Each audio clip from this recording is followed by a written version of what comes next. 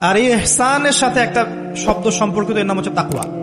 ছোট্ট একটা জায়গায় সৈকতে কাচের কিছু টুকরা ফেলে দেওয়া হয়েছে, আপনাকে বলা হলো এর উপর দিয়ে হাঁটেন। এখন আপনি কিভাবে হাঁটবেন? নর্মালি হাঁটবেন না পা গুলো ফেলে ফেলে খুব কেয়ারফুলি হাঁটবেন? এই হাঁটাটা হচ্ছে তাকওয়া।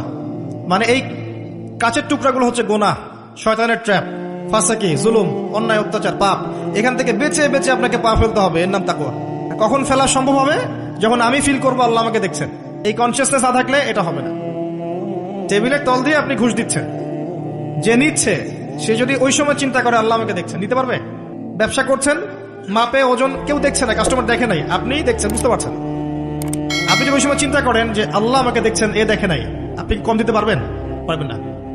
বোনের সম্পত্তি আপনি সিস্টেম করে নিতে পারেন, বোন শিক্ষিত না, বোঝে না, আপনি চিন্তা করছেন আল্লাহ তো আমাকে দেখছেন, পারবেন নিতে? প্রতিটা কাজ যদি এতটুকু মানুষ ফিল করে যে আল্লাহ আমাকে দেখছেন, আপনি পারবেন না। এরপরেও যদি পাপ হয়ে যায়, দেন তওবা করে ফিরে আসতে হবে।